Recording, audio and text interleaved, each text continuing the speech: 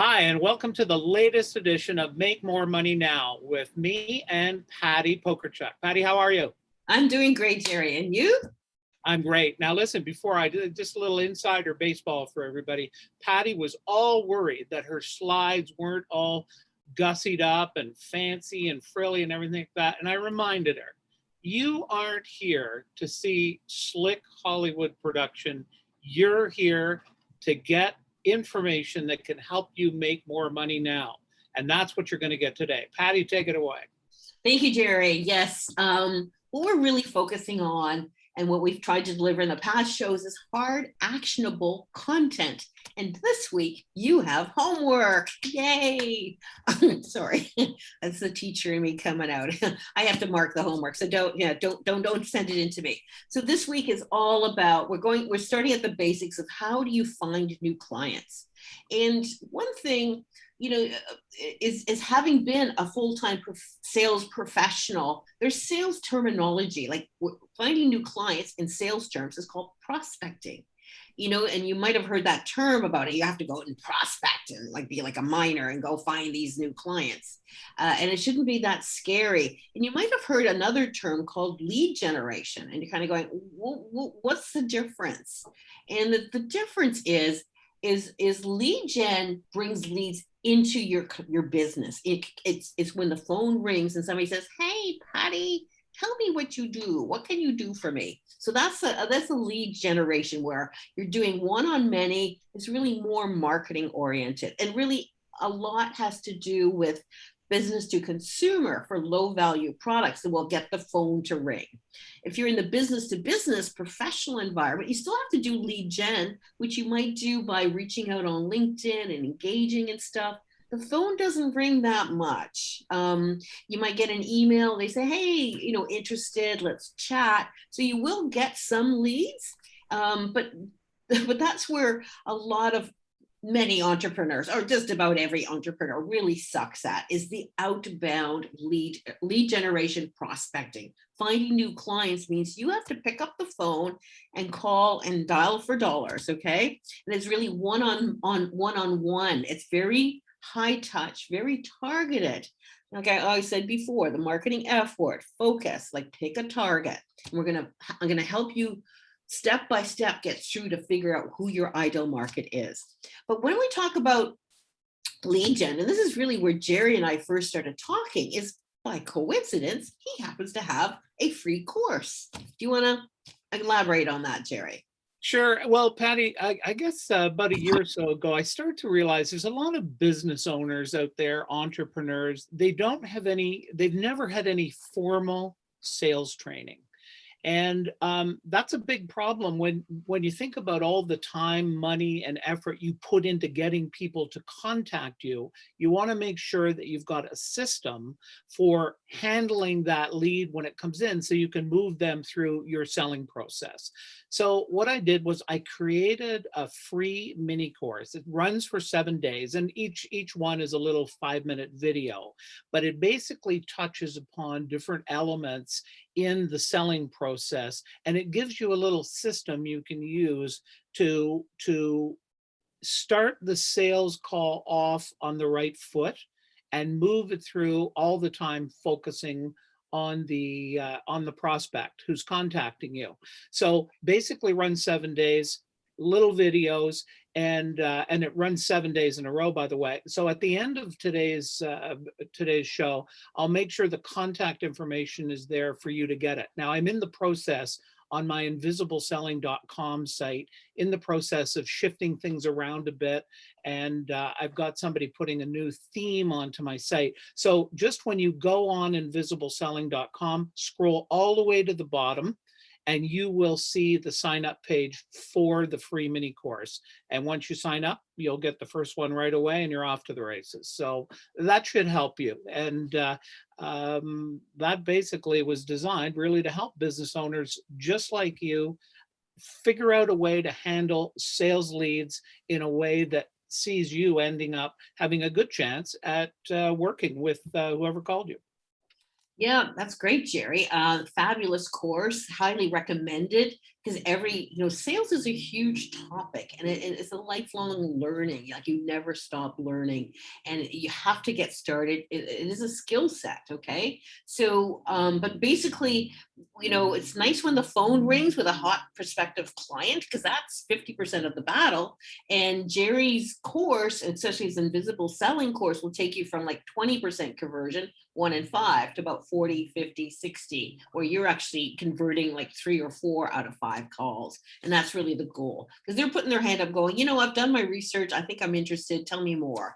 And the outbound really takes that same jargon, the same messaging, but just makes you be more proactive. You actually have, you see on the screen, um, and I bring this as a past professional, full-time salesperson. I made 20 calls a day, 5 days a week, 50 weeks a year, which is a lot of calls. But that's what some days maybe I only made 10, because I had a lot of face-to-face calls, which take up a huge amount of personal time. But really the goal is to make those outgoing emails and voicemails, because you don't reach too many people, but you do that every day constantly. And that's why you need a CRM system to keep track of that. And that's where most entrepreneurs really, I have a lot of speaker friends. If they do 1 call a day, they consider, oh, wow, I did it. Oh, I ate that frog. Yeah, you're supposed to eat multiple frogs each day is really what I'm saying. And again, the difference is, if you're doing a lot of, lead generation, outgoing marketing, like Facebook ads, Instagram ads, that's for a small, a low dollar value consumer product. Business to business, you have to go out and find your clients, or else you're gonna you might get a certain amount of word of mouth referrals and ongoing business, but you're going to stagnate at some point, because nothing nothing sells itself. There is, especially in the business to business environment, which is so competitive. There's so many other people out there offering services. How many sales and marketing consultants do you know? I mean, how many digital marketers are out there? You got to go out and tell people why you're different. I bring up a great podcast by a fellow sales expert channel, Paul Watts, and it's one that I really love. And he's going deep into the lead gen and prospecting. So if you want to know more, like a podcast, Sales Reinvented, it's about making the sales professional a respected profession. Patti, just a quick question. You mentioned this a few minutes ago. Obviously, for entrepreneurs and business owners, it's important to keep track of your selling and prospecting activity. You mentioned a few minutes ago about a CRM system. Can you talk a little bit about what that is and just explain that a little more? Yeah, that's a great question, Gerry. Again, it's sort of a term that if you're in the sales profession, it's just something that it's a must use tool. And then CRM starts for customer relationship management. It's like, how do you take those thousands and thousands of clients that you talk to, day after day after day? How do you keep track of those, and how do you know when to call them back? And that's where the CRM system comes in place. People will start out with paper, then they usually go to an Excel spreadsheet where they can track, who they call, when they call. But then once you get over 100 clients or so, it gets to be unwieldy. And that's where a CRM system. Right now, my favorite one is HubSpot, because it's forever free. It's relatively easy to use, and I used to recommend Zoho, but I don't think it's free anymore. So you can get free trials for just about any CRM, but just try a few out there. It's worth even paying $20 a month for a cloud storage, but it helps you keep track of your clients. And because what I suggest, we're getting into the warm calls, where once you realize who your ideal market is and you come up with a targeted list of name and phone number and email, is you need to touch them. You need to reach out like 10 times minimum. Yeah, I know. Sounds horrible. The one and done doesn't work. Okay. Just, when you have your list, if you don't work that list with 5 different messages, so every time you send an email and every time you send a voicemail, which should be complimentary, with a new value added nugget about leading with insights. Okay. So it's kind of going a bit ahead, but that's the only way to keep track of who to call, when to call. When you're calling 10 people a day, that's 50 a week. That's that's 200, minimum 200 a month. So after a couple of months, you're going to have a nice database of, 40 to 50, 400 to 500 hot, relatively targeted prospects. So it's only using a system, use the tools that are out there. And that's why, a CRM is mandatory. And it's And really important because, as you mentioned before, only 1% of the people that contact us are ready to buy that day. So you have to find a way to nurture them, and the CRM system is a great way to do it. Yeah, because what you can do with the CRM system is what I suggest is you come up with 5 different emails and 5 different voicemails that match. So I always like the double hit, whether you send an email first and leave a voicemail, or voicemail then email. I like the voicemail and they say, I'm going to send you an email, because they can go delete to the voicemail and then it pops your email. It's like, oh, right, there's the pestering Patti is on the phone again. What does she have to say? And they might scan your email and go, you got to lead with insights. Give them some nuggets of what you're after. Again, it's not cold calling with all the information at our fingertips. It's warm calling, because you're there to help. Remember, sales is being of service to others. You're there to help make their lives better in whatever way that you can, whether it's with generators or barcode systems or flowers, whatever. You're there to help make their lives better. So where do Yeah. you find, okay, did you have something to add to that? No, that's great. That makes that's great. Thank you for that. And you know what I think is a shame and a waste is a lot of entrepreneurs never go back to their previous clients to say, how did I do? What's the long-term results? Who else do you know, that I should be talking to? Can I get a referral? So there's several reasons for going back to your past clients. One is repeat business, but it's what you need to do to find who you going forward, who to target. Because now all of a sudden you're being proactive about running your business from a sales and marketing perspective, because every business has to know how to master how to sell and market. So it's so important that you figure out, who have you dealt with? Who have you helped in the past? Who have you enjoyed working with? Because not all customers are the same, right? So you have to figure out, who do you want to work with? And do they have enough money to sustain the kind of business that you want?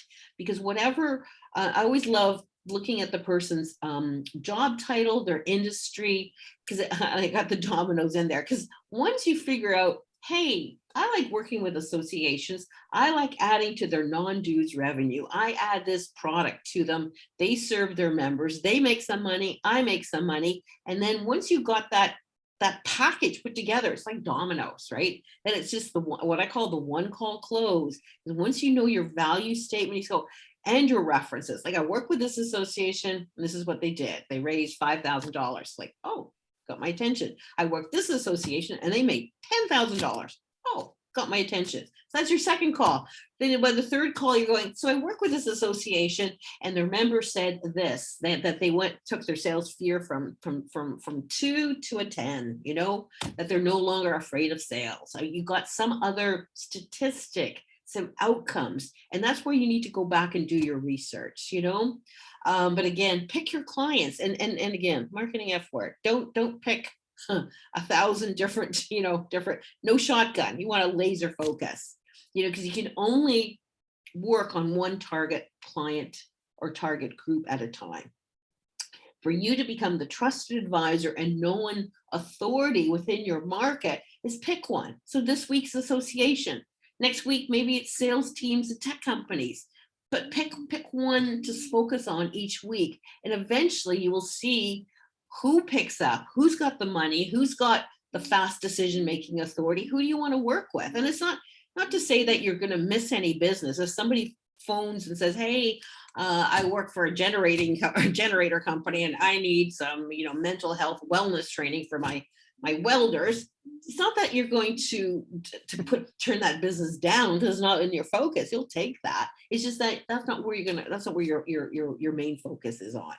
So again, past clients are a great source of repeat business, because if you did something for them last year, what are they doing for their employees this year? Again, ask a question, then shut up and listen to the answers. Ask for referrals. Who else like them needs your services? What's really key and what a lot of entrepreneurs don't know is that they're always selling a widget, a title of a course or a title of a coaching package, but they don't actually focus on the results and outcomes. And that's what people buy. They really don't care what you call it. But if you're going to make me more money, tell me how. Okay, tell me how you've done that for others. And that's the infamous brag sheet. Here we go. Okay, because everyone needs, I call it the client successes, aka my brag sheet, because I am so proud of what my clients have achieved with my help. Okay, like doubling their business or quadrupling their business to 6 figures, making them more profitable. And that's like, do you want some of that? As an entrepreneur. So if you're in a different kind of service trading business, like what are the results and outcomes? Have you reduced employee turnover? Have you increased morale? What kind of statistics can you start collecting? And it's like, if you don't start now, you're never going to have your own brag sheet a year from now. So it's like, okay, maybe you've been in business for years and you don't have statistics, but that's why you get back into contact with your past clients. Again, what do they need this year? Who else could use your services? Another thing is it shows that you care about them after the sale. And that is, I always say when I had deconstructed my sales superpowers, how I sold millions around the world, was I was curious and caring. And the curiosity was asking questions, really actively listening, being in the moment and going, oh, interesting. Because you can script certain things that you want to ask, but then the answers might take you in a different direction. And that's where you show that you've got the high touch, that you're actually listening, is by taking the conversation in the direction that is going to. So being curious, what's going on in their lives? How have they handled the pandemic? What kind of stuff do they need? Maybe it's not your particular product or service, but can you recommend somebody else? Because they obviously, if they've bought from you before, they trust you. So being curious and caring, that's my secret powers. So and just before we move on to the homework, I'm sure everybody will appreciate me jumping in here so they don't have the homework.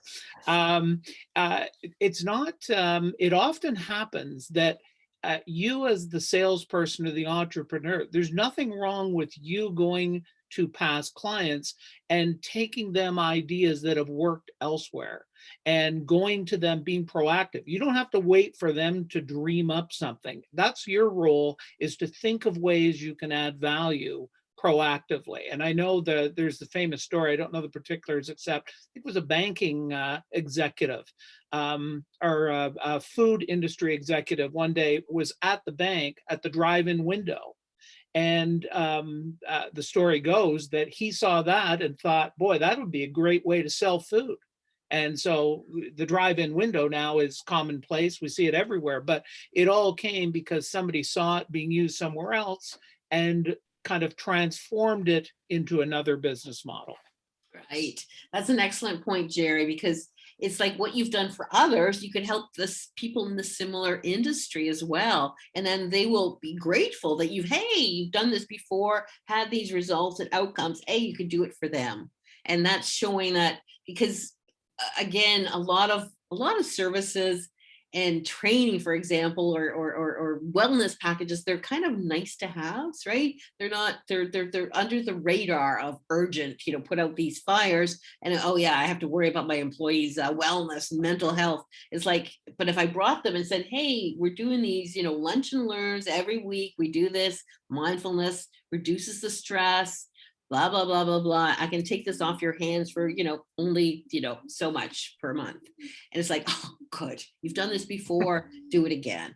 So, we're JR and I are sort of alternating, focusing on marketing or sales issues each week. So you've got 2 weeks to do this, and I think you're going to need it.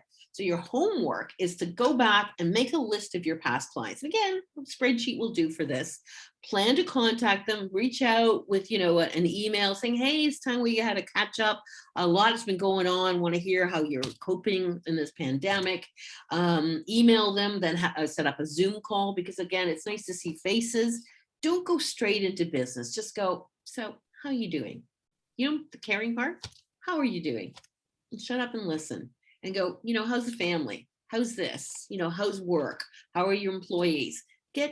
Be caring, like you want to do like a virtual electronic hug there.